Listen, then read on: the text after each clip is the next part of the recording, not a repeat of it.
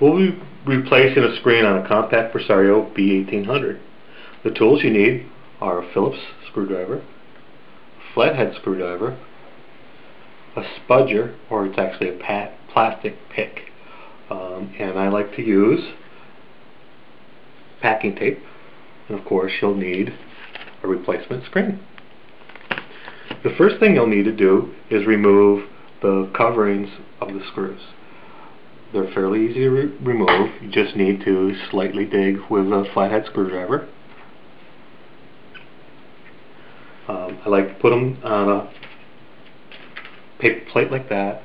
Put them glue side down so the glue won't dry out on you. There are 4 along the top.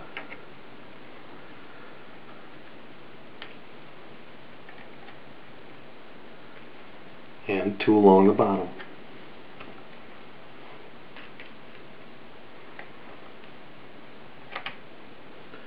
Once the screw covers are removed, you need to remove the screws.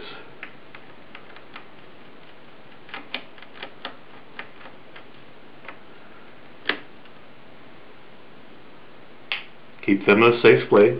They're small and can be easily lost.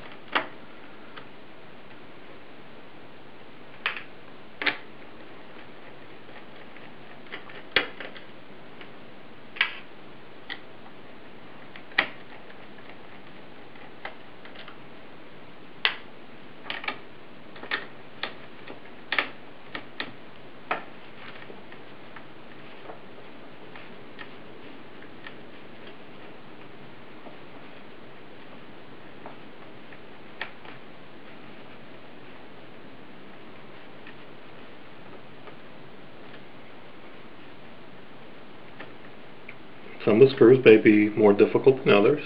And the easiest way to remove a screw that's tough is to make sure you're pushing down on it.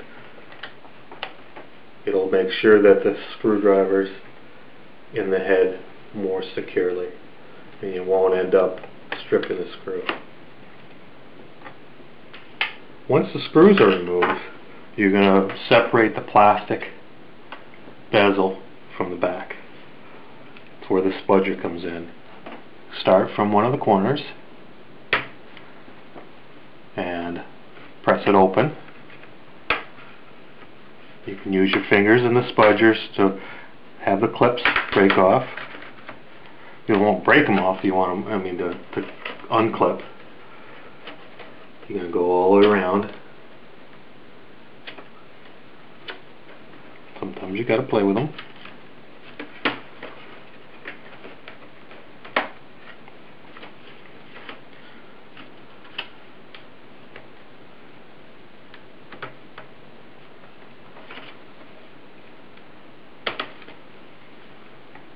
Sometimes it's easier to work from one direction or the other, especially when there's a catch in the front there.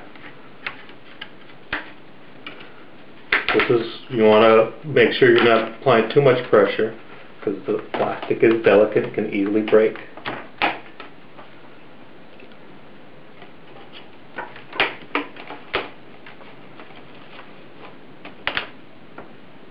Put the bezel aside. You'll find that the screen is attached by 2 screws, but you also want to remove the inverter, because the inverter is attached to the screen video cable, and if you try to remove the screen without pulling the inverter, it'll yank the screen cable out of the inverter. So I like to remove this as well. Gives you a little bit more flexibility when you remove the screen. Just let that loosen. Now we're going to take the back of the screen off, or the back of the screen casing off.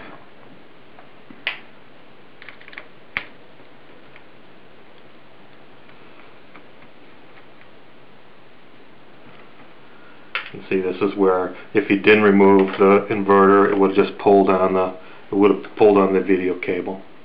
Now we have the video cable that's attached to the back. They usually use some sort of tape. That's where I'm going to use the packing tape they used masking tape, which is probably the least desirable tape to be used. You just pull that tape. The cable pulls down away from the connector there, gently, because you don't want to replace the video cable too. Pull that off. Next, you're going to remove the screws from the hinge. I like to do both bottom ones first, because then you don't have to deal with holding the screen up and unscrewing at the same time.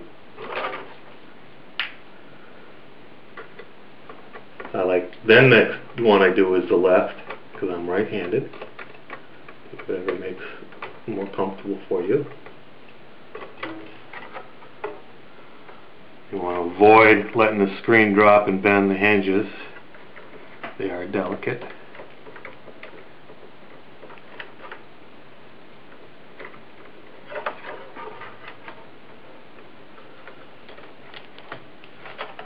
You need to remove the cable from the inverter. I like looking to see which color is up, because then it makes it easier to put it back in when the pink is up, and we can put that screen aside. Now, new screens come with plastic. Leave the plastic on until actually you get the screen attached. That way it'll protect it against fingerprints and stuff. So the first thing we'll do is going to go back in reverse. I like putting the top right one in.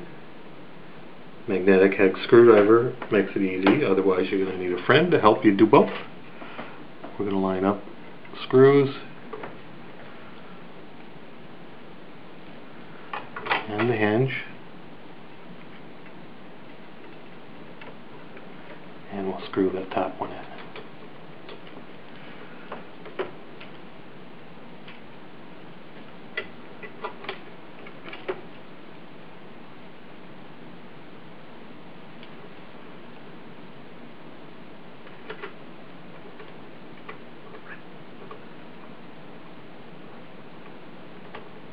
Now we got both tops.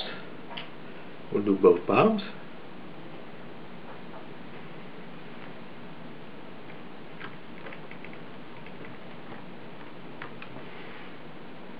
What edit points are for?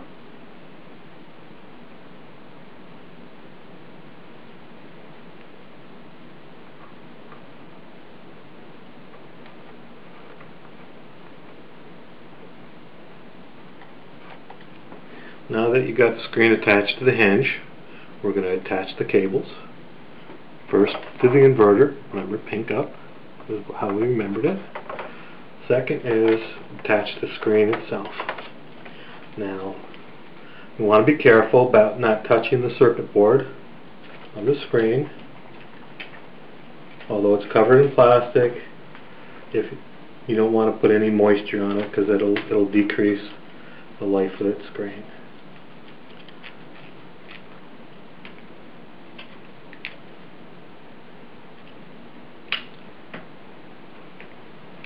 Now in this particular one we had a white casing that goes in with a screen. We want to make sure all the white has disappeared.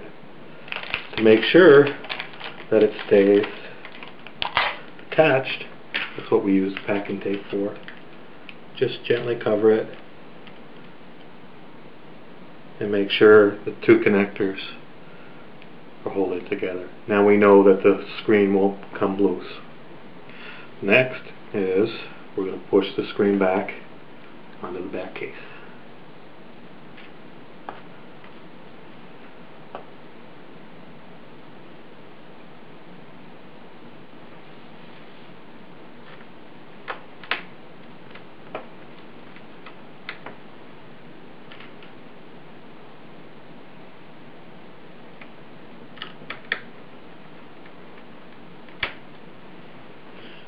And the inverter back on the case. You notice it has a pin that it goes on one side and a pin on the other side.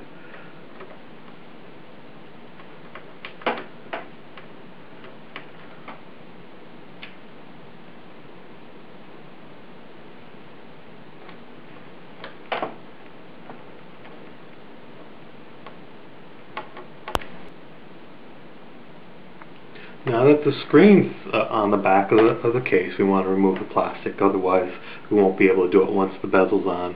Some of these are just static clang, some have just an extremely light tack. Just pull it off. See, nice shiny screen. The bezel goes on next. Remember, we pulled down what we're going to put on from the bottom, because basically you have some little catches that got to go in. So, start with one side, put that one in, clip on the other side, make sure it's snapped. This is where you got to be careful. You don't want to press on anywhere that's going to press on the screen, otherwise all that work you did will be gone. You'll have to replace it on the screen. Only do the extreme edges here. You'll hear them snap in. You can look at the edges, make sure they're all good. I like just kind of doing this, almost like you're folding paper. And you hear them all snap in. Next, I'm going to put the screws back in.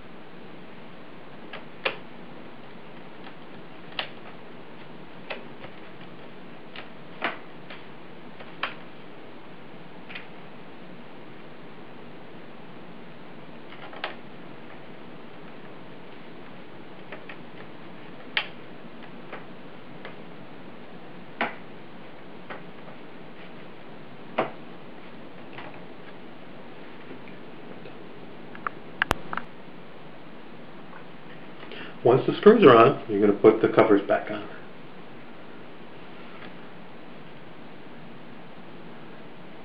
You just press them in. Most of the times you don't need to put any new glue on them, but if you do, don't use super glue, otherwise you'll be never able to get them off. You can use just a white glue, or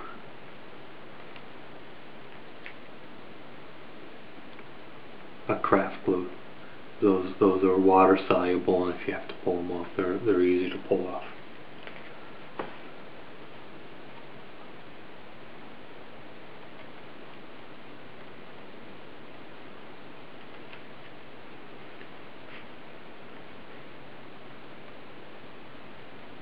And then you fire it up, and you're done.